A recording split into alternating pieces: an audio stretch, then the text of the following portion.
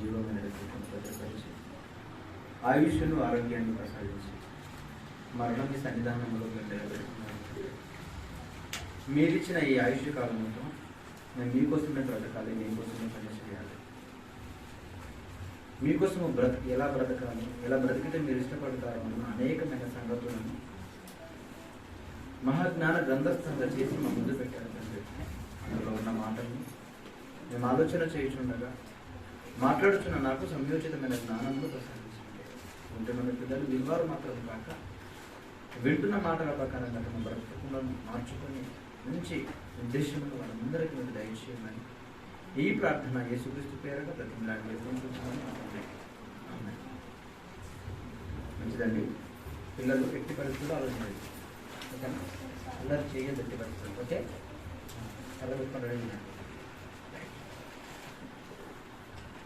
ఇచ్చే అవకాశం దేవుడు నాకు ప్రసాదించినటువంటి అందరికి అంతైన దేవుడికి ప్రత్యేకమైన వందనాలు కలిగిస్తాను. నేను చేరవచ్చిన దేవుని పిల్లైన మీ అందరికీ కూడా మన ప్రభువు మన రక్షకుడు అయినటువంటి యేసుక్రీస్తు పేరట నా వందనాలు తెలియజేస్తాను.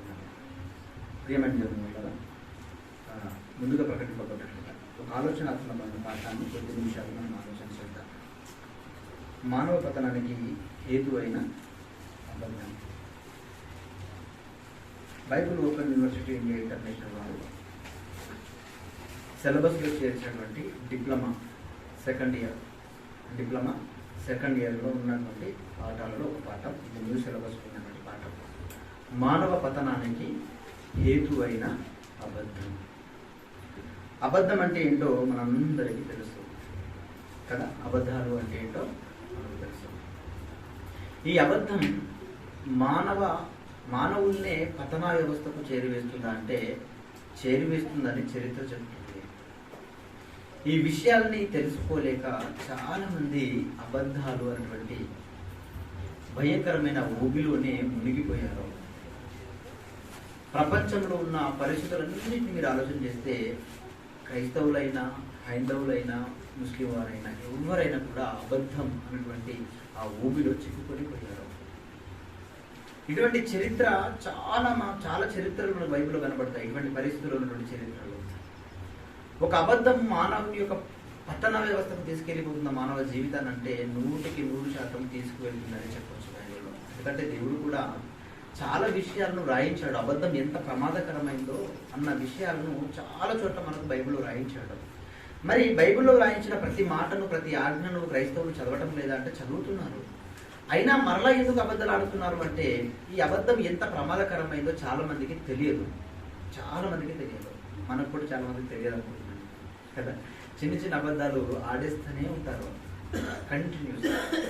చూద్దాం ఒకసారి అబద్ధం ఎంత ప్రమాదకరమైందో, ఈ అబద్ధం ఎవరి వలన పుట్టిందో, ఎలా వచ్చిందో, ఇవన్నీ కూడా బైబిల్లోనికి వెళ్ళి కొంచెం ఆలోచన చేసుకుంటూ వెళ్దాం. ఇకపోతే ప్రియమైన దేవుని వాళ్ళారా, ఒక మంచి సందర్భాన్ని దేవుడు బైబిల్లో రాయించాడు. ఒక జరిగిన యథార్థ గాథ చూద్దాం ఒకసారి ఆ సందర్భాన్ని. మొదట ఆదికాండము 37వ అధ్యాయము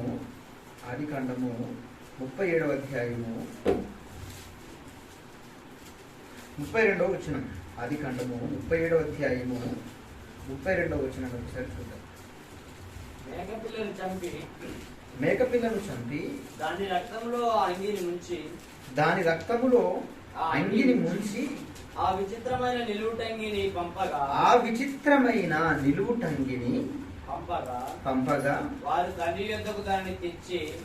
వారు తండ్రి యొద్దకు దాన్ని తీసుకొని వచ్చారు. ఇది మాకు దొరికింది. ఇది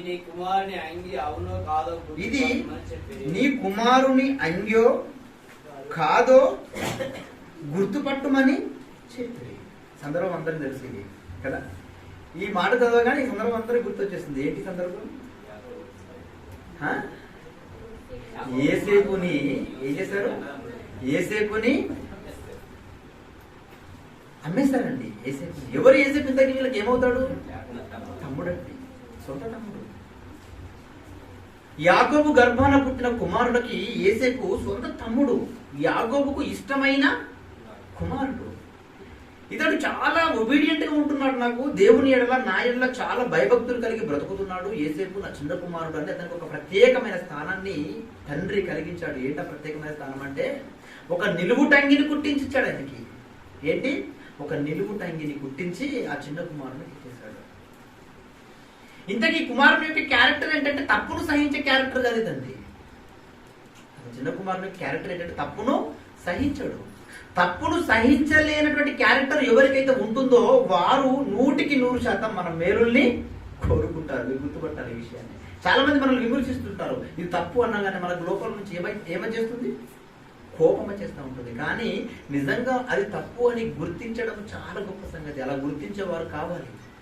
ఇది తప్పు అని మనకు చెప్పేవారు కావాలి. ఈరోజు సమాజంలో చాలా మంది నాకెందుకులే అనుకోవడం వల్లనే చాలా మంది కుటుంబాలు పతనా వ్యవస్థకు చేరిపోతున్నాయి. దానికి గల కారణం ఏంటంటే చెప్పలేని వారు లేరు, చెప్పడానికి ధైర్యం చేయట్లేదు, సాహసించట్లేదు. తప్పు చేశాడు అనుకోండి చూస్తున్నారు, వదిలేస్తున్నారు.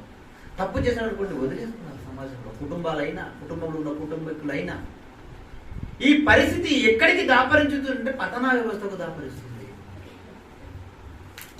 అది సమాజం మధ్య జరిగిందంటే ఒకటి, కానీ ఇక్కడ ఎవరి మధ్య జరుగుతుంది తెలుసా?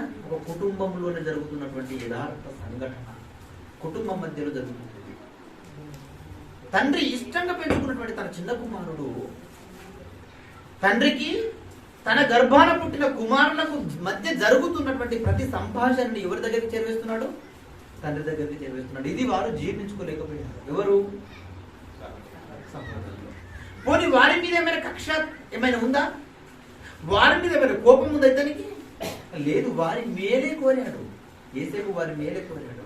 ఒక మంచి మేలు కోరి వారిని సరైన పద్ధతులు పెట్టడానికి నేను చెప్పితే బాగోదు, నేను చిన్నవాడిని కదా, నేను చెప్పితే బాగోదు అనుకొని తండ్రి చేత చెప్పించాలనుకున్నాడు. ప్రతి విషయాన్ని ఎవరితో చెప్పించాలనుకున్నాడు? తండ్రి ద్వారా చెప్పిస్తే బాగుంటుంది అని ఒక మంచి ఆలోచన కలిగిన వ్యక్తిగా మనకు కనబడతాడు యేసేపు. ప్రతి విషయాన్ని తండ్రి దగ్గరకు చేర్చి వేస్తుంటే ఈర్ష్యతో రగిలిపోయారు. తీసుకువెళ్ళిపోయారు, ఒక గుంతలు పడేశారు. తర్వాత అందులో నుంచి తీసుకొస్తారు. ఎవరికి? ఇస్మాయిలీలకు అమ్మేశారు. అమ్మేసిన తర్వాత మరి అడుగుతాడు కదా తండ్రి. అందరు కలిసి వెళ్ళారు, వారి దగ్గరికి సమాచారం కోసం నా కుమారుడు పంపించారు, మరి తిరిగి రాకపోయేసరికి అడగరా? అడుగుతాడు కదా. ఇష్టమైన కుమారుడై అతని వేళ ప్రత్యేక స్థానం ఉంది తండ్రికి. అడుగుతాడని తెలిసి వీళ్ళు ఏం చేశారంటే ఒక కుట్ర పన్నుతున్నారు. ఎటువంటి కుట్ర పన్నుతున్నారు? అంగినంతటిని కూడా ఒక మేకను చంపి ఆ రక్తంలో ఈ అంగిని ముంచి అంగిని పంపించేశారు. ఎవరి దగ్గరికి? తండ్రి దగ్గరికి. తండ్రి దగ్గరికి పంపించి అడుగుతున్నారు తండ్రిని, ఇది నీ కుమారుడిదో కాదో గుర్తుపట్టు. వీళ్ళు తెలియదా? వీళ్ళు తెలియదు సహోదరులకి? తెలుసండి. ఎంత భయంకరమైనటువంటి అబద్ధాన్ని ఒక సొంత తండ్రి అండి, తండ్రితో మాట్లాడుతున్న మాటలు ఎలా ఉన్నాయి చూడండి. ఇది నీ కుమారుడిదో కాదు గుర్తుపట్టు. ఇంకేమంటున్నట్టు కంటిన్యూషన్కి వెళ్ళేసరికి 33వ వచనం, అతడు దానిని గుర్తుపట్టి ఈ అంగి నా కుమారుడిది, దుష్ట మృగము వానిని తినివేసెను, యోసేపు నిశ్చయముగా చీల్చబడినని. యాకోబు తన బట్టలను చింపుకొని తన నడుముకు గోనెపట్టు కట్టుకొని అనేక దినములు తన కుమారుని నిమిత్తం అంగలార్చుచుండగా అతని కుమార్తెలందరూ అతన్ని ఓదార్చుటకు యత్నము చేసిరి. అయితే అతడు ఓదార్పు పొందనలక నేను అంగలార్చుచు మృతుల లోకమునకు నా కుమారుని యొద్దకు వెళ్ళదనని చెప్పి అతని తండ్రి అతని కోసము ఏడ్చెను. మిథ్యానీయులకు వీళ్ళు అమ్మేశారు, తీసుకొని పోయి. ఫరో యొక్క ఉద్యోగస్తుడు పొతిఫరునకు అమ్మేశాడు. ఏదేమైనప్పటికీ ఒక తండ్రితో ఏం జరుగుతుంది సంభాషణ? అబద్ధపు సంభాషణ. సొంత గర్భాన పుట్టిన పిల్లలే తండ్రి విషయంలో ఎంత భయంకరమైన కుట్ర చేస్తున్నారు. అంటే మనిషి స్వభావం ఈరోజు సమాజంలో ఎలా మారిపోయిందంటే, ఎవరైనా సరే తన సొంత వారైనా సరే తన యొక్క ఎంటర్టైన్మెంట్కి అడ్డొస్తే అతని విషయంలో ఏది చెప్పడానికైనా తెగించేస్తున్నారు ఈరోజు. అదే పరిస్థితులు క్రైస్తవ సమాజంలో కూడా దాపరిస్తున్నాయి, హైందవ సమాజంలో కూడా దాపరిస్తున్నాయి. చూసాం కదా ఈ మధ్యకాలంలో ఏం పరిస్థితి. ఒక తల్లి తన గర్భాన పుట్టిన కూతురుని చంపేసింది. ఎందుకు చంపిందో తెలుసా? తన భర్తను కాకుండా వేరే వ్యక్తిని ఈమె మోహించింది. ఆ మోహించినటువంటి ఆ కార్యక్రమాలకు కూతురు అడ్డుపడుతుందని ఏం చేసిందట? కూతుర్ని హతమార్చేసి భర్తకే చెప్పింది. ఎలా చనిపోయిందో తెలియదు. అబద్ధం. ఆలోచన చేయండి. అంటే అబద్ధం ఎంత భయంకరమైన పరిస్థితి దారితీస్తుంది అంటే ఎంత భయంకరమైన పరిస్థితులకి దారితీస్తుంది. యథార్థ సంఘటన బైబిల్లో మనకు కనబడుతుంది. తండ్రిని మోసగించిన తనయులు ఏం చెప్పి మోసగించారు? అబద్ధాన్ని చెప్పి. ఈ అబద్ధం తండ్రికి తెలిసిందా అంటే చివరికి తెలిసిపోయింది, కానీ తెలిసేంత వరకు నిజంగానే నమ్మాడు దాన్ని. అబద్ధం అని అనుకున్నాడు తండ్రి? లేదు, నిజమేనే అనుకున్నాడు. అంగలార్చాడు. ఎంతో మంది కుమారులు కుమార్తెలు వచ్చి ఓదార్చినను ఓదార్పు నొందకపోయాడని రాయబడింది బైబిల్లో. ఓదార్చబడ్డాడు. ఎంత ఇష్టం ఉన్నటువంటి పరిస్థితుల్లో అబద్ధము ఎంత ప్రమాదకరమైనటువంటి పరిస్థితులను తీసుకెళ్ళిందో యాకోబు. అంటే అబద్ధం ఇంత బాధను కలుగజేస్తుంది అంటే కలుగజేస్తుంది. అది నిజమని నమ్మాడు, నమ్మి బాధపడ్డాడు. కానీ నిజంగా నిజమని నమ్మి బాధపడ్డ ఇతనికి అబద్ధమని తెలిసిన తర్వాత ఇంకెంత బాధపడుతాడండి? ఆలోచన చేయండి, వినండి. కానీ దేవుడు చాలా సందర్భాల్లో ఆజ్ఞ రూపంగా ఇచ్చాడండి ఈ అబద్ధాన్ని గురించి. ఎంత 10 ఆజ్ఞల్లో ఒక ఆజ్ఞ ఇస్తాడు. చూద్దాం ఒకసారి సందర్భాన్ని. నిర్గమకాండం 20 అధ్యాయము. నిర్గమకాండం 20 అధ్యాయము 16వ వచనం. నిర్గమకాండము 20 అధ్యాయము 16వ వచనం ఏమంటున్నాడండి? నీ పొరుగు వాని మీద అబద్ధ సాక్ష్యము పలకకూడదు. దేవుడికి ఇష్టం ఉండదండి అబద్ధం అంటే. అబద్ధం అంటే దేవునికి ఇష్టము లేని పదం. అందుకే దేవుడు ఆజ్ఞలను చేర్చేశాడు. దాని ప్రారంభంలో ఇజ్రాయేలులకు ఆజ్ఞలు ఇస్తూ ఆజ్ఞలను చేర్చేశాడు. ఏమని? ఎవరి మీద కూడా, నీ పొరుగు వారి మీద అయినా, నీ ఇంటి వారి మీద అయినా, ఎవరి మీద అయినా సరే నువ్వు చేయకూడని పని ఏంటో తెలుసా? అబద్ధ సాక్ష్యము పలకకూడదు. ఈరోజు చాలా మూవీస్ లో మనం చూస్తుంటాం. మూవీస్లలో కుట్ర పన్ని ఒక వ్యక్తికి శిక్ష పడే విధంగా ఎటువంటి ప్లాన్ చేస్తారండి? అబద్ధ సాక్ష్యాలను అంతటి ఇప్పుడు ఏం చేస్తారు? క్రియేట్ చేస్తారు. జరిగిన సందర్భం ఒకటి అయితే చెప్పే సందర్భం మరొకటి. ఏమి చేయలేక, ఏమి అనలేక శాసనాలే మార్చేసుకుంటే, న్యాయవాదులు అదే సాక్ష్యాలను ఆధారం చేసుకుని తీర్పు తీర్చేస్తుంటే ఏం చేస్తాడండి ఇతను? బాధతో కుమిలిపోతాడు. దేవుడా నువ్వే దిక్కనుకుంటాడు. ఆలోచన చేయండి. అందుకే దేవుడు చాలా చక్కగా ఆజ్ఞలను ఒకటి చేశాడు. అబద్ధ సాక్ష్యము అనకూడదు ఎవరి మీద అయినా సరే, ఎవరి మీద అయినా సరే. ఇంకా మరొక సందర్భాన్ని చూద్దాం. మరొక సందర్భం నిర్గమకాండము 23వ అధ్యాయము 23వ మొదటి వచనం. నిర్గమకాండము 23వ అధ్యాయము లేని వార్తను పుట్టింపకూడదు. 23వ అధ్యాయం మొదటి వచనం ఏమంటున్నాడండి? లేని వార్తను పుట్టింపకూడదు. అన్యాయపు సాక్ష్యములు పలుకుటకై. ఏమంటున్నాడు? లేని వార్తను పుట్టింపకూడదు ఎవరి విషయంలో అయినా సరే. ఈరోజు విషయాలు ఎంత భయంకరంగా పబ్లిసిటీ అవుతున్నాయో తెలుసా? ఇక్కడ ఇద్దరుగా ఉన్నప్పుడు మాట్లాడే పరిస్థితి ఒకలా ఉంటుంది. ఇదే విషయాన్ని మరొక వ్యక్తికి చెప్పేసరికల్లా ఇక్కడ జరిగిన సన్నివేశంలో చాలా విషయాలు వెళ్ళిపోయి వేరే విషయాలు కలుస్తుంటాయి. ఆలోచన. ఒక మంచి మేలు కోరి మనం చెప్పినా అది కీడుగానే సమాజంలోకి వెళ్ళిపోతుంది. అంటే ఏమైందంటే మనిషి నుంచి మనిషికి ఇన్ఫర్మేషన్ ట్రాన్స్ఫర్ అవుతా ఉంటే అనేకమైన విషయాలు అందులో కల్పితాలుగా మారిపోతున్నాయి. అందుకే చెప్తున్నాడు లేని వార్తను పుట్టింపకూడదు. ఇంకేమంటున్నాడు? అన్యాయపు సాక్ష్యమును పలుకుటకై దుష్టునితో నీవు కలియకూడదు. అన్యాయంగా ఏ సాక్ష్యాలు కూడా నువ్వు చెప్పకూడదు. ఇంకా 7వ వచనం ఒకసారి చూడండి. ఇంకేమంటున్నాడు? 6వ వచనం. దరిద్రుని వ్యాజ్యములో న్యాయము విడిచి తీర్పు తీర్చకూడదు. అబద్ధమునకు దూరముగా ఉండును. అబద్ధమునకు ఎంత దూరంగా ఉండమంటున్నాడు? దూరం. అబద్ధమునకు దూరంగా ఉండుము. దూరం. అసలు అబద్ధం ఆడకూడదండి. ఈ చిన్న అబద్ధమే, చిన్నది పెద్దదని ఉండదు అబద్ధాలు. అబద్ధం అంతే. అది కొంతమంది అంటారండి చిన్నయండి ఇవన్నీ. అవునా? చిన్న అయితే దేవుడు వదిలిపెడతాడా? అబద్ధం ఏదైనా అది అబద్ధమే. అబద్ధాలు ఆడకూడదు. అబద్ధమునకు దూరముగా ఉండుమంటున్నాడు. చూడండి ఎందుకు అంటున్నాడు అంత మాట? ఆయనకి ఇష్టం ఉండదు. ఇంకేమంటున్నాడు చూడండి. నిరపరాధినైనను నీతిమంతునైనను చంపకూడదు. నేను దుష్టుని నిర్దోషినిగా ఎంచను. అబద్ధములకు పారిపోవాలి దూరం. కానీ ఈరోజు అలా అటువంటి పరిస్థితి ఉందా? లేదండి. మనం చేయవలసిన కార్యాలను గురించి కూడా మాట్లాడుతున్నాడు. యెహెజ్కేలు గ్రంథం ఒకసారి చూడండి. యెహెజ్కేలు గ్రంథం 8వ అధ్యాయము. యెహెజ్కేలు గ్రంథము 8వ అధ్యాయము. క్షమించండి, జకర్యా గ్రంథం చూద్దాం ఒకసారి. జకర్యా గ్రంథము 8వ అధ్యాయము. జకర్యా గ్రంథం 8వ అధ్యాయము 8వ వచనం. యెరూషలేములో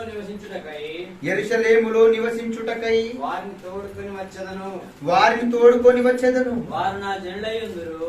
వారు నా జనులయందురు.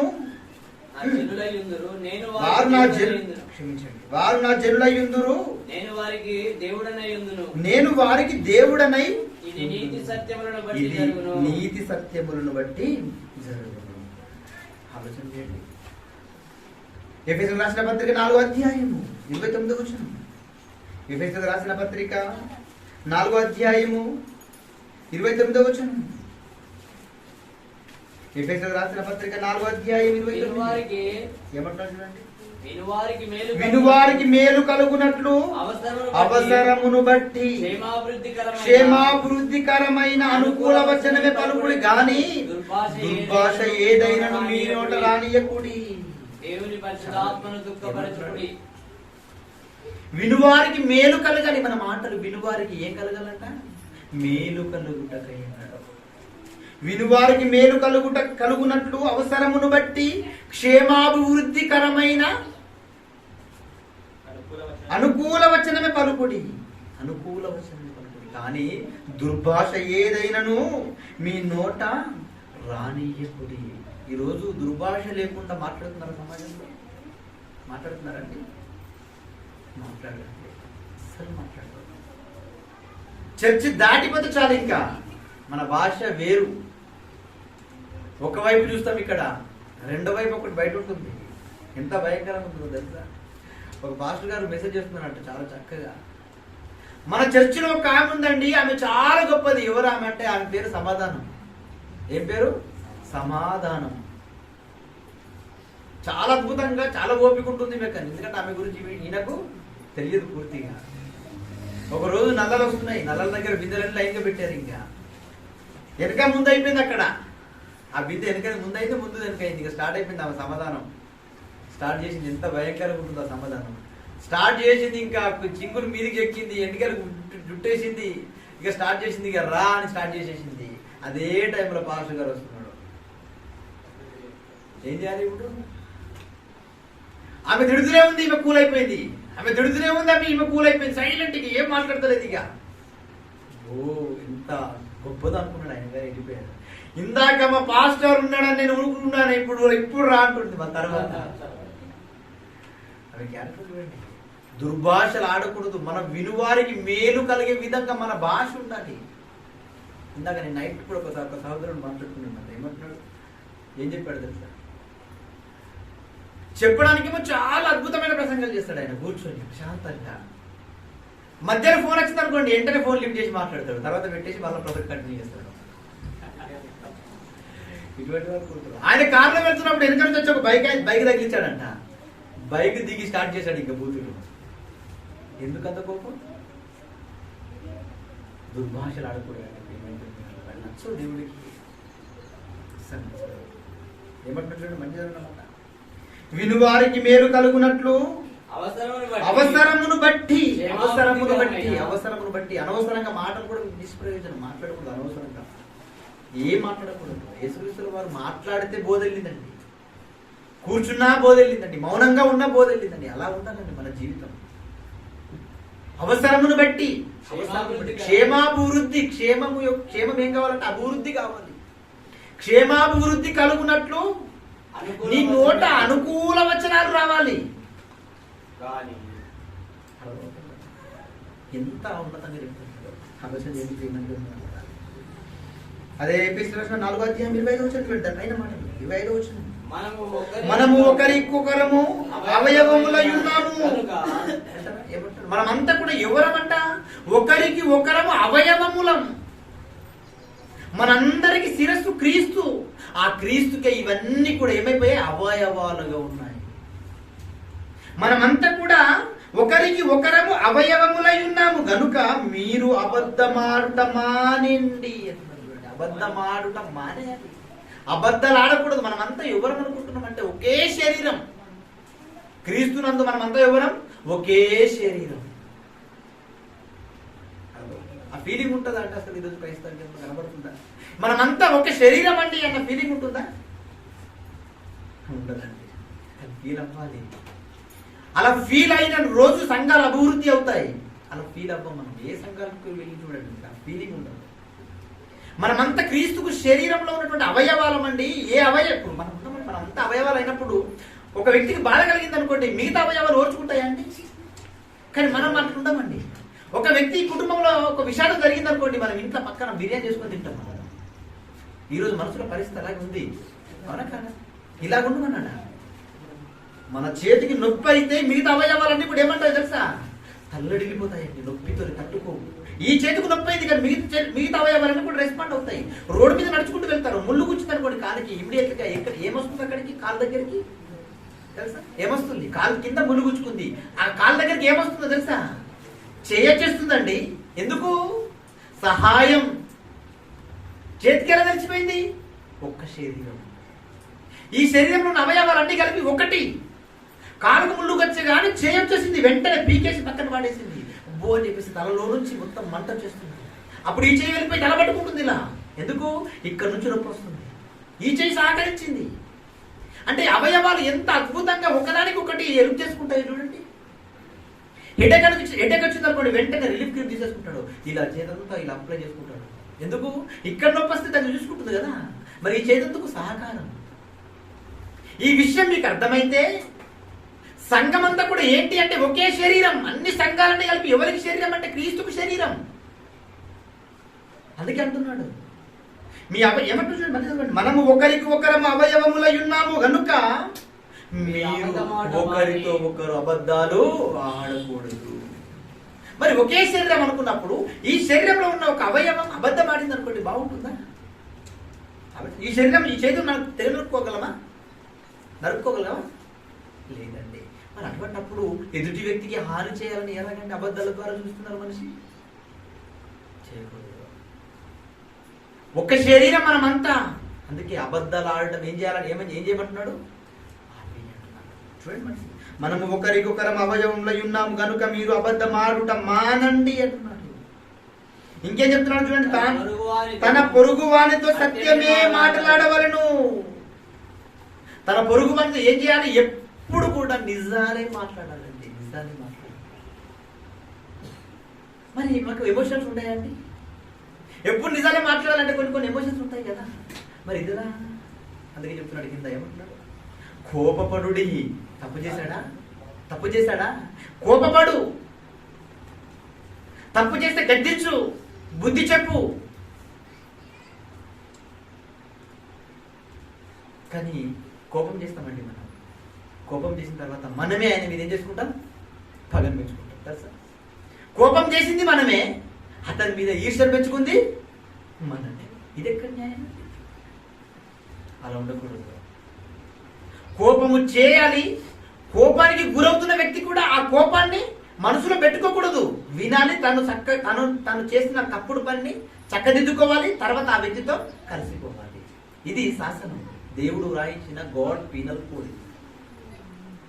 చాలా మందికి అభిప్రాయాలు ఉండవు. కోపపడతారు, అతని మీద ఇతనే విమర్శ పెట్టుకుంటాడు. కోపానికి గురయ్యాడు, అతని మనసులో ఇంకా కక్ష పెంచేసుకుంటాడు. నన్ను తిడతాడా, ఇతను నన్ను ఇలా అంటాడా, నన్ను ఇలా కోపం చేస్తాడా, నేనేం చేస్తాను, అంతమందిలో అంటాడా? ఆలోచన చేయండి. ఇంత చక్కగా వివరిస్తున్నాడు చూడండి. ఎమోషన్స్ ఉంటాయి చాలా మందికి. తప్పుగా గుర్తించాలి, తప్పని చెప్పాలి. చెప్పకపోతే అతను పాడైపోతాడు. చెప్పకపోతే అతను దేవునికే దూరం అయిపోతాడు. చెప్పాలి. కానీ ఏం చేయమంటాడు కింద? కోపపడుడి గాని పాపము చేయకూడి. కోపపడ్డావు, అతని మీద నువ్వు కక్షలు పెంచుకుంటావు, ఏమైపోతుంది తెలుసా? పాపం అవుతుంది. ఆ కోపపడ్డా నువ్వు ఉదయం మొదలుకొని సాయంకాలం ఆ విషయాన్ని సూర్యుడు ఉదయించేది మొదలుకొని సూర్యుడు అస్తమించే వరకు ఆ విషయాన్ని నువ్వు మర్చిపోవాలి, వదిలేయాలి. కానీ ఈరోజు అలా వదిలేస్తున్నారా ఎవరైనా? లేదండి. మనసులో తిరుగుతూ ఉంటుంది. రికార్డింగ్ టేప్ రికార్డ్ తిరిగినట్టుగా తిరుగుతూ ఉంటుంది లోపల. అత్తలు ఉంటారండి, అత్తలు కోపం చేస్తారు కోడల మీద. ఇక కోడలు తిరుగుతూ ఉంటుంది రికార్డ్ అంతా లోపల ఏమని మార్పిలా మరి ఈ రోజు అయిపోయి వదిలేసేయాలి, రేపు నెక్స్ట్ డే వదిలేయాలి కదా, తర్వాత రోజు వదిలేయాలి కదా, వదిలేయాలి. తిరుగుతూ ఉంటుంది లోపల చక్రం. అలా ఉండకూడదు. కోపపడాలి కానీ సాయంత్రం కల్లా కలిసిపోవాలి వ్యక్తులతో. ఎందుకంటే ఆ కోపం ఎంత భయంకరమైన పాపానికి దారితీస్తుంది. పాపం చేశామనుకోండి మనం ఎక్కడికి వెళ్ళిపోతామో తెలుసా? ఎక్కడికి వెళ్ళిపోతాము?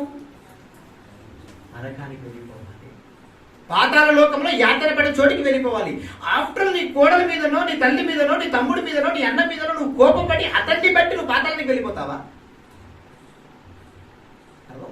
ఆఫ్టర్ ఈమెను బట్టి నువ్వు పాతాళానికి వెళ్ళిపోవడం ఏంటి? 20 సంవత్సరాలు 30 సంవత్సరాల నుంచి భక్తి చేస్తున్నాయి. నీ భక్తి జీవితం ఒక వ్యక్తి విషయంలో కొలాప్స్ అయిపోవాలా? అవ్వకూడదు.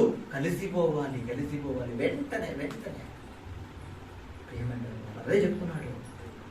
కోపపరుడి గాని పాపము చేయకూడదు. అపవాదికి చోటియకుడి. ఇంకేమంటాడు?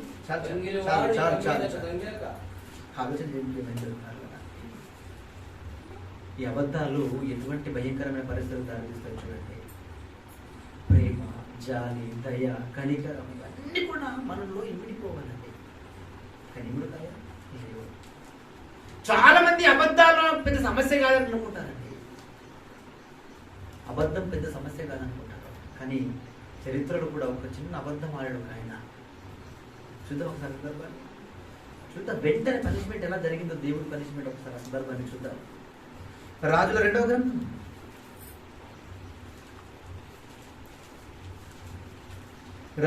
గ్రంథం 5వ అధ్యాయం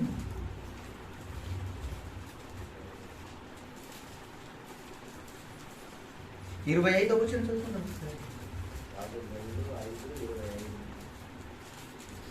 అతడు లోపలికి పోయి తన యజమానుని ముందర నిలువగా ఎలీషా వాణ్ణి చూసి గెహజీ నీ వెచ్చటి నుండి వచ్చితివని అడిగినందుకు వాడు నీ దాసుడనైనా నేను ఎచ్చటికి పోలేదనెను. ఏం జరుగుతుంది ఇక్కడ తెలుసా? ఈ సందర్భం అందరూ తెలుసా? ఈ సందర్భం ఎలీషా దగ్గర ఉన్న వ్యక్తి ఎవరు? గెహాజీ దేనికి ఆశపడ్డాడో తెలుసా? ధనానికి ఆశపడ్డాడండి. ధనానికి ఆశపడ్డాడు. 20వ వచనం చదువుతుంటే మనకు ఆ విషయం అంతా కూడా అర్థమవుతుంది. మెట్ల దగ్గరకు వారు రాగా 20వ వచనం 20 అతడు దైవజనుడైన ఎలీషాకు సేవకుడగు గెహాజీ సిరియనుడైన ఈ నయమాను తీసుకొని వచ్చినట్టు వాటిని అంగీకరించుటకు నా యజమానుడికి మనసు లేదు. నయమాను వచ్చేసాడు. ఆయనకేముంది? కుష్టి రోగం ఉందండి. ఒక పర్సన్ చెప్పాడు ఆయన దగ్గరికి వెళ్తే నీ రోగం పోతుంది, చాలా గొప్ప ప్రవక్త ఆయన, నువ్వు ఆయన దగ్గరికి వెళ్ళు అని చెప్పాడు.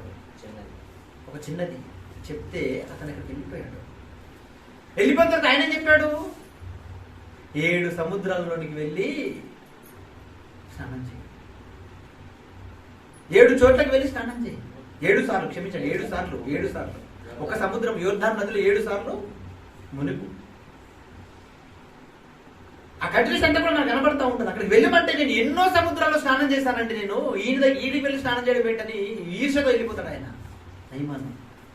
తర్వాత అతను పని మనుషులు అతను సపోర్ట్ చేస్తున్నారు. లేదు ఒకసారి వీరు సేవకులు ఒకసారి చెయ్యి.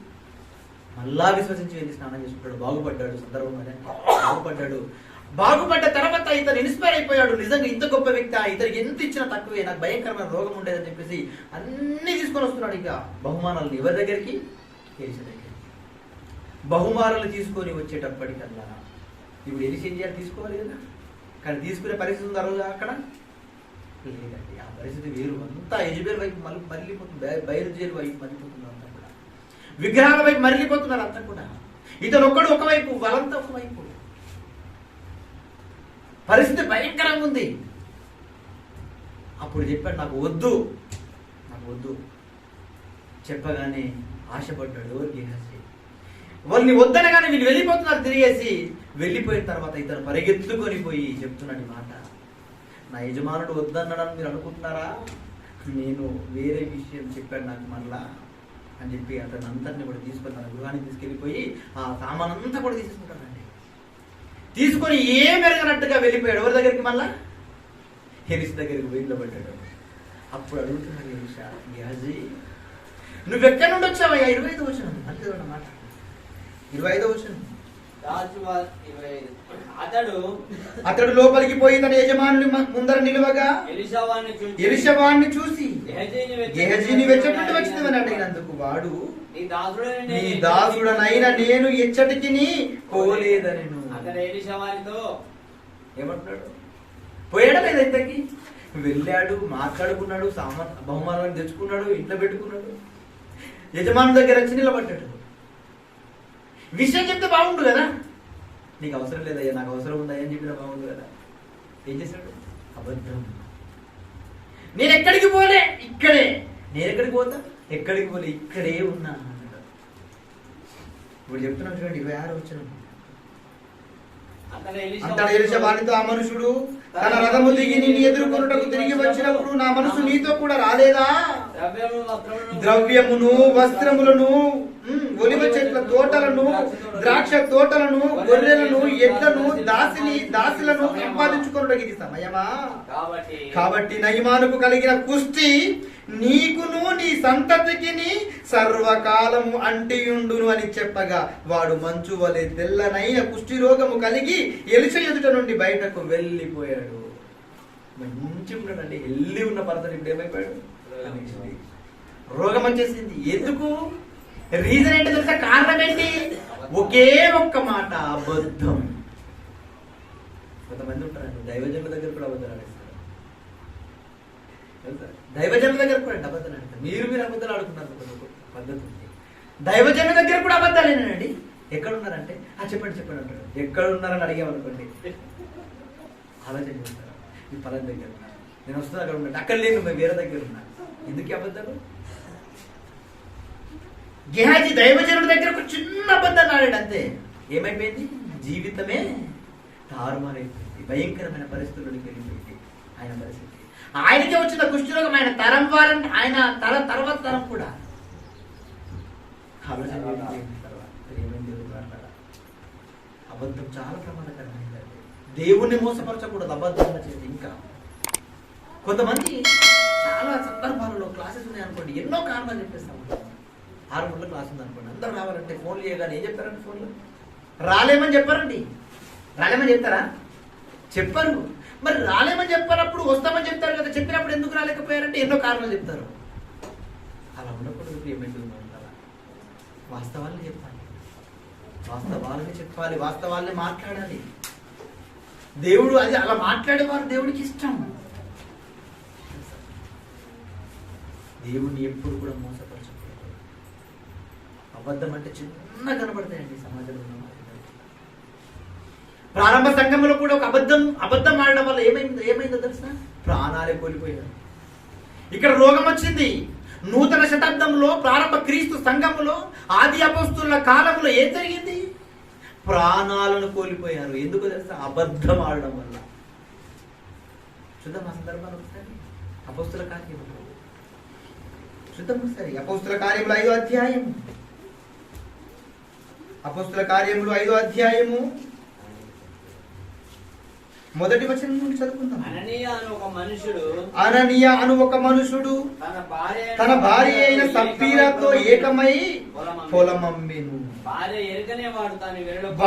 భార్యకు తెలిసేవాడు దాని వెలలో కొంత దాచుకొని కొంత తెచ్చి అపోస్తుల పాదముల యొద్ద పెట్టెను. భార్యకు తెలుసు, ఎంత తెచ్చాడు? కొంత తెచ్చాడు. ఇద్దరికి తెలుసు, ఇద్దరు వచ్చేసారు, ఇద్దరు ఒకే అండర్స్టాండింగ్ వచ్చేసారు. కొంత దాచుకోవాలి మనం. పొలం అమ్మాం, కానీ పర్పస్ ఏంటి? పొలం అమ్మడానికి గల కారణం ఏంటి? ఇదంతా తీసుకువెళ్ళి అపోస్తుల పాదాల యుద్ధ పెట్టాలన్న మంచి ఆలోచనతో పొలం అమ్మేశారు. Very good. దేవుడి పనులకు సహకారంగా ఉన్నారు, చాలా సంతోషం. అక్కడ ఏం జరుగుతుందంటే చాలా మంది తమ స్థిర ఆస్తులను అమ్మేసి దేవుడి పనుల కోసం ఏం చేశారంటే అపోస్తుల పాదాల యుద్ధ పెట్టేశారు. చాలా మంది వారిని చూసారు, వీళ్ళు కూడా డిసైడ్ అయిపోయారు, వీళ్ళందరూ పెడుతున్నారు కదా, మనం ఎందుకు పెట్టద్దు, మనం ఎందుకు దేవుడి పని చేయకూడదు, మనం ఎందుకు దేవుడి పనిలో సహకారులుగా ఉండకూడదు, మనం ఎందుకు దేవుడి పనిలో ముందడుగులో ఉండకూడదు అని డిసైడ్ అయిపోయారు. వెరీ గుడ్, చాలా అద్భుతమైన నిర్ణయం. వెంటనే ప్లాన్ చేసేసారు, పొలం అమ్మేయాలని. పొలం అమ్మేసేసారు. అమ్మేయగానే ఏమొచ్చింది? డబ్బులు వచ్చేసింది, ధనం వచ్చేసింది. వెంటనే ధనాన్ని కూడా కానీ మనసు మారిపోయింది. వెంటనే మనసు మారిపోయింది. కొంతమంది ఉంటారండి ఇటువంటి క్యారెక్టర్ కూడా. డబ్బు ఉంటే ఒకలాగా, డబ్బు లేకపోతే ఒకలాగా ఉంటారా? డబ్బు లేదనుకోండి మొత్తం అణిగి మెరిగి ఉంటాడు, ఇక మొత్తం నువ్వే నాకు దిక్కు అన్నట్టు ఉంటాడు పరిస్థితి. అదే డబ్బు ఉందనుకోండి నువ్వో అడిగిరా అన్నట్టు ఉంటాడు. ఏమండి నిజం, చాలా మంది మనకు కనబడుతూ ఉంటారు. డబ్బు ఉంటే ఒకలాగా ఉంటాడు మనిషి, డబ్బు లేకపోతే ఒకలాగా ఉంటాడు. డబ్బున్న వాడితో ఒకలాగా ప్రవర్తిస్తాడు, డబ్బు లేని వాడితో ఒకలాగా ప్రవర్తిస్తాడు మనిషి. అలా ఉండకూడదండి, చాలా ప్రమాదం ఇవన్నీ, చాలా ప్రమాదం. ఆలోచన ఏంటి? డబ్బున్న వాడితో ఎందుకు మర్యాదగా నువ్వు ఉంటున్నావు అంటే వాడికి ఏదో ఒక కోణంలో ఉపయోగపడతాడు. డబ్బు లేని వాడితో ఎందుకు అంత నీచంగా ప్రవర్తిస్తున్నావు అంటే వాడు నీకు ఎందుకు ఉపయోగపడ్డాడు. అంటే నువ్వు చేసే ఈ స్నేహంలో కూడా ఏముంది? స్వార్థం. నిస్వార్థమైన మనుషులు ఉన్నారండి. వీళ్ళిద్దరూ నిజంగా మంచి ప్రణాళికతో కొనుగోలు చేశారు, అమ్మేశారు. అమ్మిన తర్వాత ఆ డబ్బును తీసుకొచ్చేసి పాదాల యుద్ధ పెట్టాలి, అపోస్తుల పాదాల యుద్ధ పెట్టాలి. కానీ ఏం జరిగింది? వీరిద్దరు ఏకమైపోయారు. భార్యకు ఎరుకయ్య అన్నాడు అక్కడ. ఎరుకయ్యే అంటే భార్యకు తెలుసు, వీళ్ళిద్దరు ఒకే మాట మీద వచ్చారు. నువ్వెంత చెప్తే నేను అంతే చెప్పాలి. అక్కడ మాట మారకూడదు. మాట మారి దొరికిపోయామా మన పని అయిపోతుంది. డిసైడ్ అయిపోయారు. డిసైడ్ అయిపోయి వచ్చేస్తున్నారు. చూడండి ఏం చేస్తున్నారు వీళ్ళు. అప్పుడు పేతురు 5వ అధ్యాయం. అప్పుడు పేతురు అననీయ నీ భూమిలో వేల కొంత దాచుకొని పరిశుద్ధాత్మను మోసపుచ్చుటకును సాతాను ఎందుకు నీ హృదయమును ప్రేరేపించెను. పేతురు గారికి ఎలా తెలిసిపోయింది? అలాగే వీళ్ళు దాచుకున్న సంగతి భార్యాభర్తలకు తప్ప పేతురు గారికి తెలియలేదు. కానీ ఎలా తెలిసిపోయింది? పేతురుకి ఎలా తెలిసింది? పేతురు చూడలేదు ఈ విషయాన్ని. ఎలా తెలిసింది? That is God, servant of God. దేవుడి పరిచారకుల దగ్గర మోసం చేయడానికి అవకాశాలు ఉండవు. వాళ్ళు పసిగట్టగలరు అటువంటి అభిప్రాయాలు, అటువంటి ఆలోచన, అటువంటి జ్ఞానం, ఆత్మజ్ఞానం ఉంటుంది. బైబిల్ చదువుతున్న వాళ్ళకి ఎదుటి వారి యొక్క పరిస్థితులు అన్నీ కూడా అర్థమైపోతూ ఉంటాయి లోపల. కానీ ఏం చెప్పరు, ఏమన్నారు చూస్తుంటే వాళ్ళు ఏంది క్లాసుకు వస్తున్నాం అని చెప్పిన తర్వాత కూడా వాళ్ళకి వాళ్ళ ముఖ లక్షణం చెప్పేస్తుంది ఇతర వస్తాడు రాడు కూడా. తెలుసా? నిజమండి. కానీ ఏమంటాం? ఏం చేయగలుగుతాం? ఏమనలేము, ఏం చెప్పలేము. గట్టిగా మాట్లాడితే దారి మళ్ళీపోవాలి.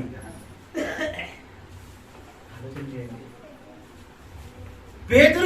పేతురు అడుగుతున్నాడు ఏమని? మీరు పరిశుద్ధాత్మను మోసము చేయడానికి మీకు ఎందుకు మనసు వచ్చింది? మీరు ఇంతకీ అన్నారా అనగానే ఇప్పుడు ఏం చెప్తున్నటువంటి అనని ఎంత అద్భుతంగా సమాధానం చెప్తున్నటువంటి. అది నీ యొద్ద ఉన్నప్పుడు నీదే కదా, అమ్మిన పిమ్మట అది నీ వశమై ఉండలేదా? ఎందుకు ఈ సంగతి నీ హృదయంలో ఉద్దేశించుకున్నావు? నీవు మనుషులతో కాదు దేవునితోని అబద్ధం ఆడితివని వానితో చెప్పాను. అననీయ ఈ మాటలు వినుచునే పడి ప్రాణముగా విను వారికి అందరికి మిగుల భయం కలిగింది. ఏం చేశాడు? అబద్ధం ఆడాడు. అబద్ధం ఏం చేసిందంటే అననీయ ప్రాణాన్ని తీసేసింది. చనిపోయిన వెంట అందరూ వణికిపోతున్నారు, భయపడిపోతున్నారు. దేవుడి దగ్గర అబద్ధం ఆడే మనము ఇంత భయంకరమైన ప్రమాదాలు దాపరిస్తాయా? దేవుడి శిక్ష ఇలా ఉంటుందా అని గద వణికిపోతున్నారు. వెంటనే భక్తి పరులైన వాళ్ళందరూ ఏం చేశారు? అననీయను తీసుకుని వెళ్ళిపోయారు, సమాధి కార్యక్రమం చేసేసారు. దాదాపు ఒక 3-4 గంటలు అయిపోయింది. వెంటనే ఎవరు వచ్చారు? వల్ల సప్పీరా వచ్చేసింది, భార్య వచ్చేసింది. 2-3 గంటలు అయిపోయిన తర్వాత భార్య వచ్చేసింది. వచ్చేసిన తర్వాత లోపలికి వచ్చాను. అప్పుడు పేతురు మీరు ఈ భూమిని ఇంతకే అమ్మితిరా. ఏంటండి జబర్దస్త్? చూడండి, మీకు అర్థమవుతుందా? పేతురు ఎందుకు ఇంత జబర్దస్త్ చేయాలి? చాలా మంది అనుకుంటారండి ప్రసంగాలు మాట్లాడితే ఇచ్చుడే మాట్లాడతారండి. మరి దేవుడు అదే చెప్పాడు. ఎందుకంటే ఇక్కడ నువ్వు 10 రూపాయలు దేవుడి కోసం ఇస్తే పరలోకంలో ఏమవుతుందట? 10 వంతు ఎక్కువ అవుతుంది. అవునా కదా? ఇక్కడ నువ్వు 10 రూపాయలు దేవుడి కోసం ఖర్చు పెడితే పరలోకంలో ఏమవుతుందంటే 100% ఎక్కువ అవుతుంది. 100 రూపాయలు అవుతుంది. ఇక్కడ 100 రూపాయలు ఖర్చు పెడితే అక్కడ 1000 రూపాయలు అవుతుంది. ఇక్కడ 1000 రూపాయలు ఖర్చు పెడితే అక్కడ 10,000 అవుతుంది. ఇక్కడ 10,000 ఖర్చు పెడితే అక్కడ 1,00,000 అవుతుంది. నీ ఆస్తి ఏమైపోతుంది? అక్కడ పెరుగుతుంది. ఈ శరీరంతోనే కదా కష్టపడుతున్నావు, ఈ శరీరంతోనే కదా నువ్వు నీ శరీరాన్ని అంతటిని కూడా అనగగొట్టి డబ్బులను సేకరించుకుంటున్నావు. ఈ డబ్బులు నువ్వు ఇక్కడ ఉన్న తరానికి వదిలిపెట్టిపోవడానికి సిద్ధపడుతున్నావు. ఆ డబ్బులు దేవుడి కోసం ఖర్చు పెడితే అక్కడ నీ సంపద ఏమైపోతుంది? అంచెలంచెలుగా పెరుగుతుంది. అపోస్తులకు అది అర్థమైపోయింది. అందుకే చిరస్థిర ఆస్తులన్నీ అమ్మేసి పాదాల యుద్ధ పెట్టేశారు. ఆ పాదాల యుద్ధ అందరూ పెడుతుంటే వీరిద్దరు మాత్రం అబద్ధం ఆడారు. సభ్యులను అడగగానే ఆమె చెప్తుంది, ఏమంటుంది చూడండి, ఆ భూమిని ఇంతకే అమ్మితిరా నాతో చెప్పుమని ఆమెను అడిగాను. అందుకామె అవును ఇంతకే అని చెప్పాను. అందుకు పేతురు చెప్తున్నాడు, ప్రభువు యొక్క ఆత్మను శోధించుటకు మీరెందుకు ఏకీభవించితిరి? మీరెందుకు ఏకీభవించారు? మీరెందుకు సపోర్ట్ చేస్తారు? ఎంత చక్కగా ఎక్స్ప్లెయిన్ చేస్తున్నటువంటి పేతురు గారు. సరే, భర్త తప్పు చేశాడు అనుకోండి, ఇప్పుడు ఏం చేయాలి? భార్య చెప్పాలి. అలా చేయడం ఎందుకండి? దేవుడికి ఇద్దాం అనుకున్నాం కదా, ఇచ్చేయాలి అని భార్య సపోర్ట్ చేయాలి. భార్య సపోర్ట్ చేయకపోతే భర్త భార్య చెప్పాలి. వీరి జంట అందుకే కదా బంధంగా చేయబడింది. వీరిరువురు ఎందుకు ఏకమయ్యారు? అందుకే దేవుడి పనిలో ఒకరిని ఒకరు హెచ్చరించుకోవడానికి దేవుడు జతపరిచాడు. మీరిద్దరిని ఏకమై దేవుడికి ద్రోహం చేయమని కాదు సుమా. కానీ చాలా మంది భార్య భర్తలు అలాగే ద్రోహం చేసే వారికి ఉన్నారు. డిస్కషన్ ఇద్దరికి. ఇప్పుడు దేవుడి మాటలు వింటారు, చాలా ఇన్స్పిరేషన్ అయిపోతారు. అయిపోయి లోపల మనసులు ఏం ఆలోచన చేస్తారంటే దేవుడి కోసం నేను ఏదో ఒకటి చేయాలని డిసైడ్ అయిపోతుంది భార్యగా. ఇప్పుడు తన లోపల విషయాన్ని బయటకు చెప్పాలంటే ఇంటికి వెళ్ళిన తర్వాత తన భర్త ఏమంటాడు, భర్తకు వెళ్ళి చెప్పాలనుకుంటే ఇంటికి వెళ్ళిన తర్వాత భార్య ఏమంటుందో, ఈ సందేహాల మధ్య తడకని ఆడిపోతా ఉంటారు. అలా ఉండకూడదు. దేవుడి విషయాల్లో ఏకీభవించాల్సిన అవసరం లేదు. దేవుడి విషయాల్లో ఎంత నీకు ఇవ్వాలనుకుంటే వీళ్ళిద్దరు ఏకమైపోయారు, అమ్మేశారు. అమ్మిన తర్వాత వీళ్ళకి ఎందుకంటే మనసు చెడిపోయింది. అబద్ధం ఆడడం వల్ల భర్తను కోల్పోయింది. ఇలా అదే విషయం తెలియక వచ్చేసింది. ఈమె కూడా ఏం చెప్తుంది? అబద్ధాన్ని చెప్పేసింది. అబద్ధం చెప్పడం వల్ల ఈమె కూడా చనిపోయింది. అంటే ఒక అబద్ధం ఆడడం వల్ల ఇద్దరు తమ ప్రాణాన్ని కోల్పోయారు. అది దేవుని సన్నిధిలో. ఆలోచన చేయండి, అబద్ధం ఇంత ప్రమాదకరమైనట్టు. అవునండి, అబద్ధం చాలా ప్రమాదకరమైనది. మరి ఇప్పుడు చాలా మంది అబద్ధాలు ఆడుతున్నారు కదండి, మరి వీరికి ఏ శిక్షలు లేవండి అనుకుంటున్నారా? శిక్షలు ఉంటాయండి, శిక్షలు ఉంటాయి. ఎందుకంటే మనిషి అబద్ధాన్ని కప్పిపుచ్చుకోవడానికి ఎన్నో ప్రయత్నాలు చేస్తాడు.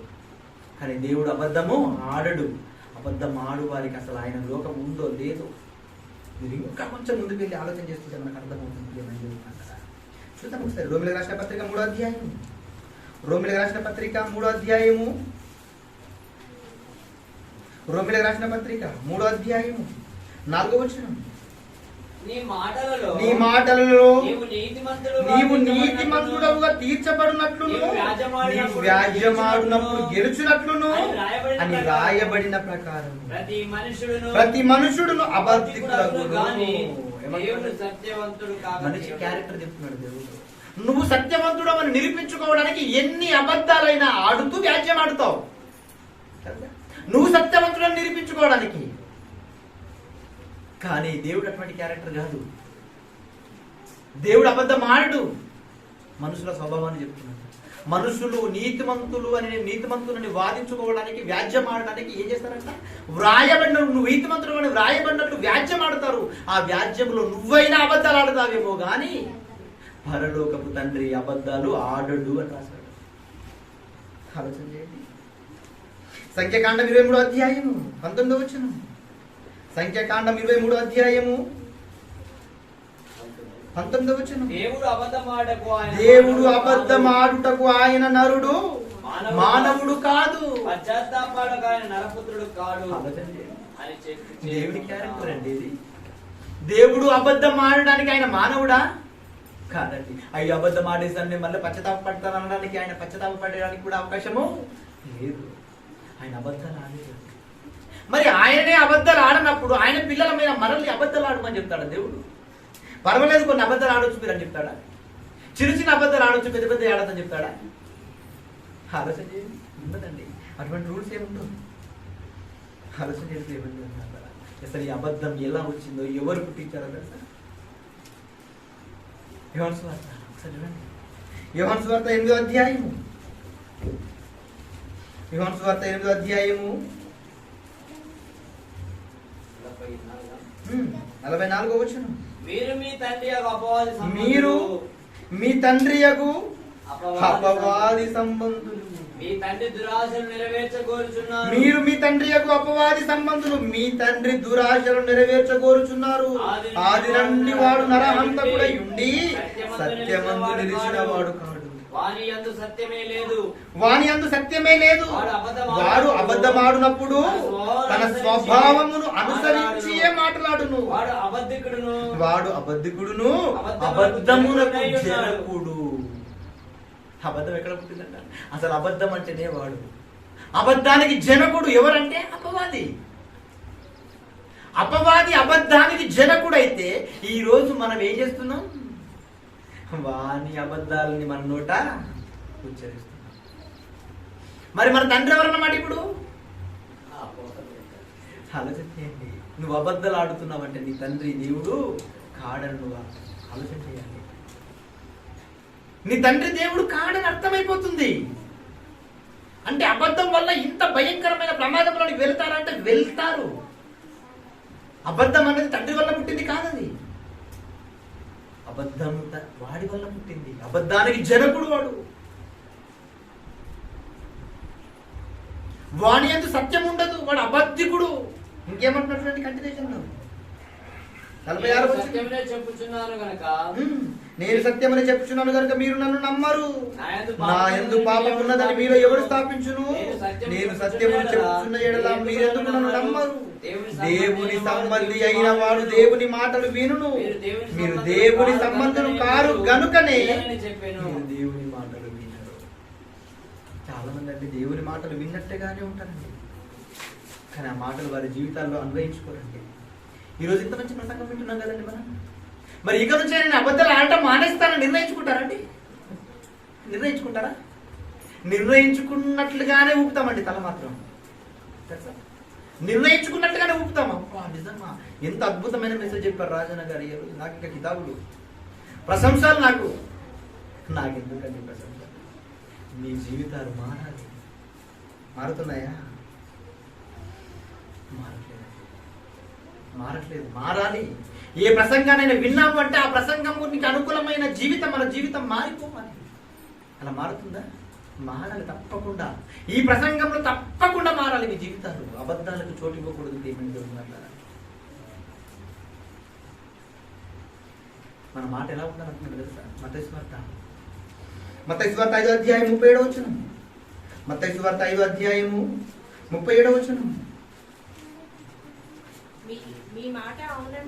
మత్తయి సువార్త 5వ అధ్యాయము 37వ వచనం. మీ మాట అవునంటే అవును, కాదంటే కాదు అని ఉండవలెను. వీటికి మించినది దుష్టుని నుండి. మీ మాట అవునంటే అవును, కాదంటే కాదు. అలా ఉండాలండి.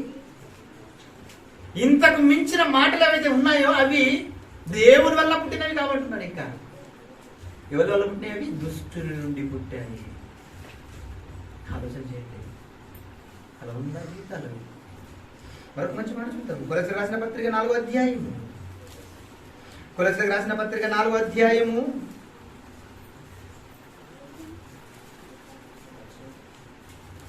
6వ వచనాన్ని ఒకసారి చూద్దాం. సంగమునకు వెలుపటి వారి ఎడల, సంగమునకు వెలుపటి వారైన ఎడల జ్ఞానము కలిగి నడుచుకొనుడి. ఏమంటున్నాడండి? 4వ అధ్యాయం 6వ వచనం.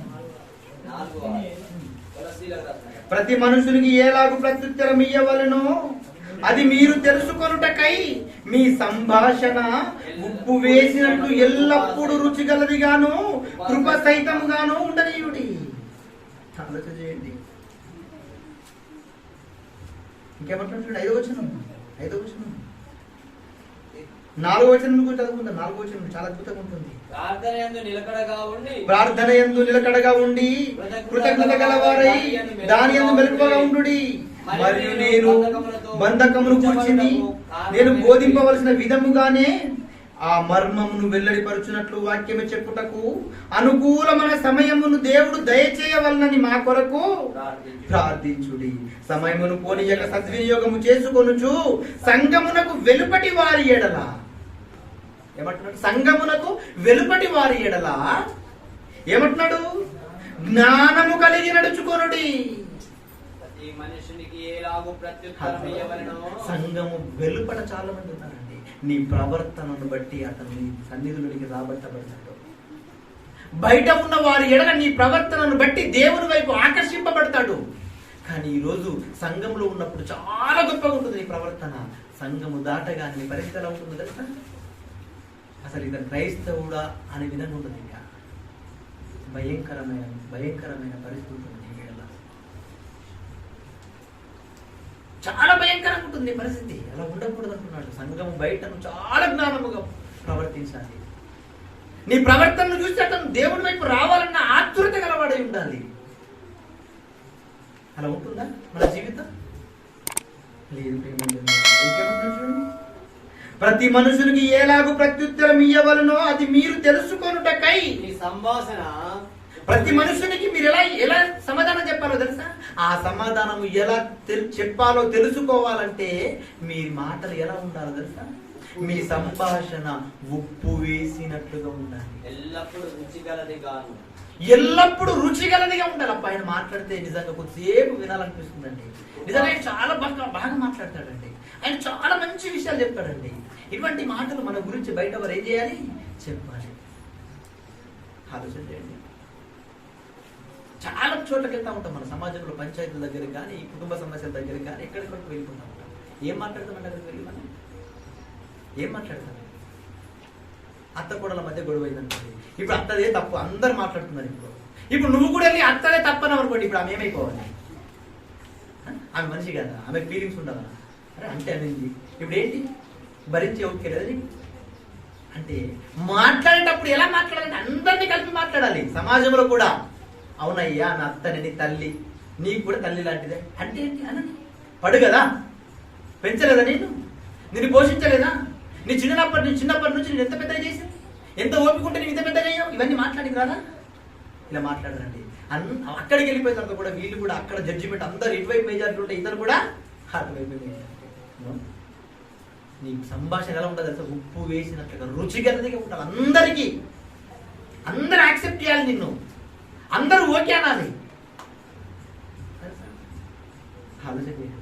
యేసుక్రీస్తు చేశాడు సెటిల్మెంట్, కౌన్సిలింగ్. ఎంత అద్భుతమైన కౌన్సిలింగ్ చేశాడు ఒక అమ్మ విషయం, ఒక స్త్రీ విషయంలో. ఎక్స్ట్రాడినరీ కౌన్సిలింగ్ అది. ప్రపంచంలో ఎవ్వడు ఇప్పటి వరకు చేయలేడు అటువంటి కౌన్సిలింగ్. వ్యభిచారము చేయుచూ ఉండగా పట్టుబడిన రాయబడింది బైబిల్లో. ఒక స్త్రీ ఏం చేసిందంట? వ్యభిచారము చేయుచూ ఉండగా పట్టుబడింది. మరి వ్యభిచారము చేయుచూ ఉండగా పట్టుబడినప్పుడు పురుషుని కూడా పట్టుకోవాలి కదా. పురుషుని వదిలిపెట్టేశారు, స్త్రీ వెంబడబడ్డారు. ఇంకా రాళ్ళు పట్టుకొని పరిగెత్తిస్తున్నారు. ఆమె వచ్చేసి యేసు దగ్గర ఆగిపోయింది. యేసు దగ్గర ఆగిపోగానే యేసేమన్నాడు? ఆమె చూశాడు. అప్పుడు వీళ్ళు అడుగుతున్నారు యేసును ఏమని? ఈమె వ్యభిచారము చేయుచు ఉండగా పట్టుబడ్డది, ఈమెను ధర్మశాస్త్రం ప్రకారంగా ఏం చేయాలి? రాళ్లతో కొట్టి చంపవలెను అని మోషే చెప్పాడు కదా ధర్మశాస్త్రం గ్రంథాలలో. మరి ఈమెను చంపడానికి మేమందరం ఏం చేసాం? ఇప్పుడు రాళ్ళు పట్టుకొని రెడీగా ఉన్నాం. మేము నువ్వు ఓకే చెప్తే చంపేసి ఇప్పుడు ఏ అనొచ్చు? వాడిని కూడా తీసుకురండి అని అంటారు కదా. చేయుచు ఉండగా పట్టుబడినప్పుడు వాడిని కూడా తీసుకురండి అనొచ్చు కదా. వాడు వారిపోయాడు, లేదా వీళ్ళు వదిలేశారా తెలియదు. కానీ యేసు ఆ విషయాన్ని తీసుకొచ్చాడా? ఇక్కడ ఈ పరిస్థితికి అనుకూలమైనటువంటి తీర్పు ఇచ్చేసాడు. ఏమన్నాడు? వెరీ గుడ్, చంపుదాం అందరం, మనమంతా కూడా చంపేద్దాం. కానీ ఒక కండిషన్, టర్మ్స్ అండ్ కండిషన్స్ ఉన్నాయి. ఏంటి ఆ కండిషన్ అంటే, మీ అందరిలో ఎవడైతే పాపము చేయని వాడున్నాడో వాడు ఆమె మీద మొదటి రాయి వేయండి. ఎంత సింపుల్ గా చెప్పాడు చూడండి, ఎంత ఈజీగా చెప్పాడు అసలు చూడండి. ఒక్కడైనా వేసాడా? మనమైతే చేస్తామండి. ఎందుకంటే నా పాపం, నేను చేసిన పాపం రహస్యంగా చేశాను, 4 గోళ్ల మధ్య చేశాను, ఎక్కడో చేశాను, నేను వీడికి ఎలా తెలుసు, నేను నీతిమంతుని అని మనం వేసేస్తాం. మన అటువంటి మూర్ఖులు ఈరోజు సమాజం ఉంది. సమాజంలో ఉన్నారండి మూర్ఖులు అటువంటి వాళ్ళు. రాజకీయ పదవులలో ఉన్న వాళ్ళంతా కూడా భయంకరులు. వీళ్ళంతా అన్ని కేసుల మీద, అన్ని కేసుల మీద ఉన్నారు. ఈరోజు రాజకీయాల్లోకి వెళ్ళాలంటే ఒక రౌడీ వై ఉండాలా? ఇండైరెక్ట్ గా చెప్పాలంటే నువ్వు రాజకీయాలు అడుగు పెట్టాలి. ప్రేమ, జాలి, దయ, సేవ భావాలు అన్ని ఉన్నాయి, నేను సేవనే చేసుకుంటాను నువ్వు అనుకుంటే అది వ్యర్థం. నువ్వు రాజకీయాలు అడుగు పెట్టాలంటే నువ్వేం చేయాలి? ఒక రౌడీగా మారిపోవాలి. అటువంటి పరిస్థితులు సమాజంలో దాపరించింది. కానీ యేసుకు తెలుసు ఎవడేంది, ఎవడి చరిత్ర ఏంది, వాడి కథ ఏంది, వాడి అన్ని విషయాలు తెలుసు ఆయనకి. కాబట్టి ఎవడు వేసాడా తెగించలేదు, ఎవ్వడు బండ వేయడానికి తెగించలేదు. ఇప్పుడు కౌన్సిలింగ్ ఇస్తున్నటువంటి ఆమెకి ఏమంటాడు? అమ్మా ఏమన్నాడు? అమ్మా అనే పదాన్ని ఎంత అద్భుతంగా వాడాడు తెలుసు అక్కడ. నిజంగా ఆమె గుండెకాయ కరిగిపోయిందన్నాడు. అమ్మా అన్నాడు. అంటే చాలా ఒక మాట, ఎంత అద్భుతమైనటువంటి సెంటెన్స్ మీరు చూడండి. మనమైతే మాట్లాడతాం, ఇలా చేస్తావా, అలా చేస్తావా, ఇలా జ్ఞానం లేదా, అలా జ్ఞానం లేదా, బుద్ధి లేదా, అది లేదా, వాడికంటే బుద్ధి లేదు, మొగోడు పది కూడా దూకుతాడు, నీకేమైంది? అబ్బా ఎన్ని మాటలు మాట్లాడతామండి మనం. కానీ అలా లేదండి. ఒకటే ఒక మాట, అమ్మా వాడు ఎవ్వరు శిక్షించలేదు కదా, నేను కూడా నిన్ను శిక్షించాను. చాలా చక్కగా బ్రతుకు. కౌన్సిలింగ్ అంటే ఇలా ఉండాలండి. కానీ ఈరోజు అలా చేస్తున్నారు ఎవరైనా చేయట్లేదు. అంటే న్యాయం అనేది ఇలా జరగాలి సమాజంలో. చెప్పేవారు కూడా ఇలా చెప్పాలి. మీ ఎలా ఉండాలి మీ సంభాషణ అంటే ఉప్పు వేసినట్లుగా రుచిగలదిగా ఉండాలి. ఎవరైనా వినసొంపగలగాలి. ఏమంటే అలా ఉందా ఈరోజు పరిస్థితులు? అలా ఉండవండి, అలా ఉండవు. మత్తయి సువార్త 12వ అధ్యాయం, క్షమించండి, సామెతల గ్రంథం 10వ అధ్యాయము 19వ వచనం చూడండి. మన మాటలు ఎలా ఉంటాయో ఆ మాటలలో ఏముంటాయో తెలుసా? సామెతల గ్రంథము 10వ అధ్యాయం 19వ వచనం. విస్తారమైన మాటలు ఎలా ఉంటాయండి? విస్తారమైన మాటలండి. విస్తారమైన మాటలలో ఏముంటాయంట? దోషం. అందుకే తక్కువగా మాట్లాడాలి, తక్కువగా మాట్లాడాలి. ఆలోచన చేయండి. ఏజ్కేల్ గ్రంథం 13వ అధ్యాయము 20వ వచనం. ఏజ్కేల్ గ్రంథము 13వ అధ్యాయము 20వ వచనం. కావున ప్రభువైన యెహోవా ఇలాగు సెలవిచ్చుచున్నాడు. కావున ప్రభువైన యెహోవా ఇలాగు సెలవిచ్చుచున్నాడు, నేను దుఃఖపరచని నీతిమంతుని మనస్సును అబద్ధముల చేత మీరు దుఃఖపరచెయ్యుదురు. ఏమంటండి దేవుడు చూడండి ఎటువంటి కితాబు చేస్తున్నాడు ఆయన. నేను దుఃఖపరచలేదు నీతిమంతుడు అని. అతను నా యెడల భయము భక్తి కలిగి బ్రతుకుతున్నాడు అని ఆ నీతిమంతుడిని నేను నా జీవితంలో, వాడి జీవితంలో నేను ఏ రోజు కూడా దుఃఖపరచలేదు. కానీ మీరేం చేస్తున్నారో తెలుసా? ఆ నీతిమంతుణ్ణి మీ నోట నుండి వస్తున్న అబద్ధాల వలన దుఃఖపరుస్తుంది. ఈరోజు లేదా ఈ పరిస్థితి? ఉందండి. ఇదే పరిస్థితి సమాజంలో దాపరించుకుంది. ఈరోజు చాలా మీ సోషల్ మీడియాలో ఒక హనీ జాన్స్ అనే పర్సన్ పేరు మీద మీకు అర్థం అవుతుంది, తెలుసు ఏమవుతుంది? ప్రతి ఒక్కరు స్పందిస్తున్నారు ఆయన గురించి, ప్రతి ఒక్కరు స్పందిస్తున్నారు. దేవుడే ఆయనను బాధపరచకపోయి ఉంటే ఒకవేళ వీరు చేసే ఈ అబద్ధాల వలన అతను బాధ పెట్టుంటే దేవుడు అతను వదిలిపెట్టాడా? వదిలిపెట్టాడా? వదిలిపెట్టాడు. కానీ అతను నీతిమంతుడై ఉండాలి దేవుని దృష్టిలో. హనీ జాన్సన్ నిజముగా దేవుని దృష్టిలో నీతిమంతుడు కాదో మనం నిర్ణయించడానికి మనుషులు మనమే పట్టివారం. అది దేవుడికి తెలుసు. అతను నిజముగా దేవుని యెడల నీతిమంతుడై ఉంటే అతనిని వీరందరి అబద్ధాల వలన అతని మనసును నొప్పించుంటే ఆ నొప్పించిన వీరందరినీ దేవుడు తప్పకుండా శిక్షిస్తాడు, వదిలిపెట్టాడు ఎవరినైనా ప్రపంచంలో. దేవుడికి ఇష్టలైన వారి విషయాలలో మీరు ఆలోచన చేయండి. ఈరోజు చాలా అరెస్ట్ చేసేస్తారు ఆయన. పాపం అమాయకుడు ఎన్నో విషయాలు మాట్లాడినప్పుడు అరెస్ట్ చేసేస్తారు ఆయన. చాలా ఇబ్బందులు పెట్టేస్తారు. ప్రతి ఒక్కరు రెస్పాండ్ అవుతున్నారు ఆయన విషయంలో. ఎందుకు రెస్పాండ్ అవుతున్నారు అంటే రాజ్యాంగాన్ని ఉల్లంఘిస్తున్నారు. చాలా మంది రాజ్యాంగాన్ని చేతిలోకి తీసుకుంటున్నారు, అధికారాన్ని చేతిలోకి తీసుకొస్తున్నారు. చట్టపరమైన శిక్ష అమలు జరగట్లేదు. ఎప్పుడో కేసు వేస్తారండి మీద. ఇప్పుడు 4 నెలల కిందట కేసులు వేస్తారు. 4 నెలల కిందట వేసిన ఈ కేసును ఇప్పుడెందుకు తలెత్తించారండి? అప్పటి నుంచి ఏమైపోయింది? అప్పుడే ఎఫ్ఐఆర్ బుక్ అయితే 24 hours అరెస్ట్ చేయాలి. వాస్తవానికి చట్ట ప్రకారంగా 24 hours అతను అరెస్ట్ చేయాలి. అతను పరారీలో ఉంటే ఇంకా కూడా టైం తీసుకోవాలి అప్పీల్ పెట్టి. కానీ ఆ పరిస్థితి ఈరోజు ఎప్పుడో అయినటువంటి కేసు ఫైల్ అయినటువంటి ఆ కేసుని ఈ రోజు అరెస్ట్ చేయడం ఏంటండి? 3-4 days అనుకుంటాను అరెస్ట్ చేసి. ఆలోచన చేయండి ప్రేమైన దేవుని మాటలు. సమాజం ఏంటి ఏం చేస్తుంది? దేవుడు రాయించాడు చక్కగా. మళ్ళీ చదవడం మాట, అద్భుతమైనటువంటి మాట. ఏమని రాయబడిందంట? కావున ప్రభువైన యెహోవా ఇలాగ సెలవిచ్చుచున్నాడు. 13వ అధ్యాయము 20వ వచనం. కావున ప్రభువైన యెహోవా ఇలాగు సెలవిచ్చుచున్నాడు, నేను దుఃఖపరచని నీతిమంతుని మనస్సును అబద్ధముల చేత మీరు దుఃఖింపచేయుదురు. దుర్మార్గులు తమ దుష్ప్రవర్తనను విడిచి తమ ప్రాణములను రక్షించుకొనకుండా మీరు వారిని ధైర్యపరుదురు.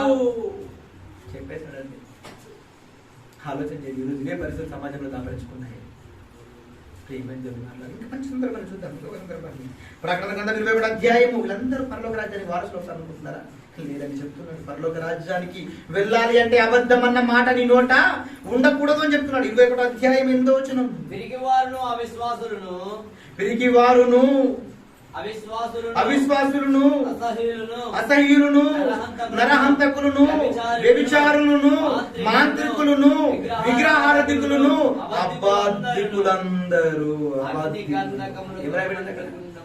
అబద్ధికులందరూ అగ్ని గంధకాలలోనికి వేయబడతారు.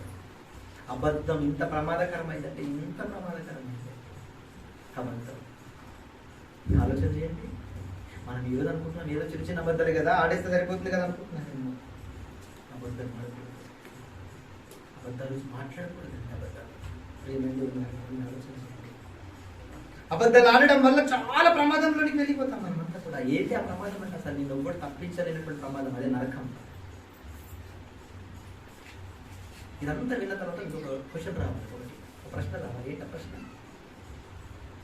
అబద్ధం ఇంత ప్రమాదకరమైందైతే అపోస్తలుడైన పేతురు గారు యేసును నేను ఎరగను అని అబద్ధం ఆడలేదా? అంటే కౌంటర్ రావాలి. వేస్తారా వేస్తారు, తర్వాతనే వేయాలి. ఆయన కూడా అబద్ధం ఆడాడు. కానీ అబద్ధం ఆడిన తర్వాత ఆయన పరిస్థితి ఎలా మారిపోయింది? ఎలా మారిపోయింది తెలుసా? చూద్దాం సార్ సందర్భాన్ని. అపోస్తల కార్యము 4వ అధ్యాయము 20వ వచనం చివరిగా. అపోస్తల కార్యము 4వ అధ్యాయము 20వ వచనం. మేము కన్నవాటిని అపోస్తల కార్యము 4వ అధ్యాయం 20వ వచనం. మేము కన్నవాటిని గూర్చియు విన్నవాటిని చెప్పక ఉండలేమని వారికి ఉత్తరమిచ్చింది. ఇంకేమంటాడు? దాని బట్టి 17వ వచనం చదువుదాం. 17వ వచనం 16 నుంచి చదువుదాం. 16 నుంచి బాగుంటుంది. ఈ మనుషులను మనం ఏమి చేయుదుము? వారి చేత ప్రసిద్ధమైన సూచక్రియలు చేయబడి ఉన్నదని యెరూషలేములో కాపురం ఉన్న వారందరికీ స్పష్టమే కదా. అది జరగలేదని చెప్పజాలము. అయినను ఇది ప్రజలలో ఇంకా వ్యాపింపకుండుటకై ఇక మీదట ఈ నామమును బట్టి ఏ మనుష్యులతోనైనను మాట్లాడకూడదని మనము వారిని బెదురు పెట్టవలని చెప్పుకునేది. అప్పుడు వారిని పిలిపించి మీరు యేసు నామమును బట్టి బోధింపకూడదని, మాట్లాడకూడదు, బోధింపకూడదని వారికి ఆజ్ఞాపించింది. అప్పుడు చెప్తున్నాడు, పేతురు గొంతు ఎక్కడ నొక్కుతున్నారు చూడండి. యేసు నామమును గురించి మాట్లాడకూడదు, యేసు నామమును గురించి బోధింపకూడదు, అసలు ఆ నామమునే మీరు ఎత్తకూడదు. ఎక్కడ ఎలా నొక్కేస్తున్నారు చూడండి గొంతును. నిజంగా మనకు ఆజ్ఞగా ఇవ్వకపోయి ఉంటే యేసుక్రీస్తుల వారు ఈరోజు మనకేంటి పరిస్థితి? సర్వలోకమునకు వెళ్ళి సర్వ సృష్టికి సువార్తను ప్రకటించుడు అనే ఆజ్ఞ మనకు ఇవ్వకపోయి ఉంటే ఇన్ని కష్టాలు మనకు ఉండేవా? ఉండకుంటేనండి. మనకెందుకండి ఇల్లుకి తిరిగి సువార్త అయిపోవాల్సిన అవసరం ఏముండదు. నాకు తిండికి లెక్క కాదు, తిగానకు లెక్క కాదు. దేవుడు నాకు ఇచ్చిన ఆజ్ఞ, అది ఆజ్ఞగా ఇవ్వబడింది కాబట్టి తప్పకుండా నేను దాన్ని చెయ్యాలి. ఆ రోజు అపోస్తులు అదే చేస్తున్నారు. ఆజ్ఞగా ఇవ్వబడ్డది కాబట్టి వెళ్తున్నారు, బయలుదేరారు. ప్రతి చోట యేసునామం ప్రస్తావించి చెబుతున్నారు. చెబుతుంటే కుట్ర పన్నుతున్నారు. ఏమని?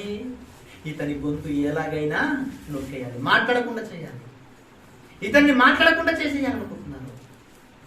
మాట్లాడకుండా చేయాలని ఏం చేస్తారంటే గట్టిగా వారిని గీస్తున్నారు. ఎక్కడ మాట్లాడకూడదు, ఎక్కడ బోధింపకూడదు, యేసు నామమును బట్టి మీరు. ఇప్పుడు పేతురు ఏమంటున్నాడు? అయితే ఓకే అన్నాడా? అందుకు పేతురును యోహానును వారిని చూసి దేవుని మాట వినుట కంటే మీ మాట వినుట దేవుని దృష్టికి న్యాయమా ప్రశ్నిస్తారు.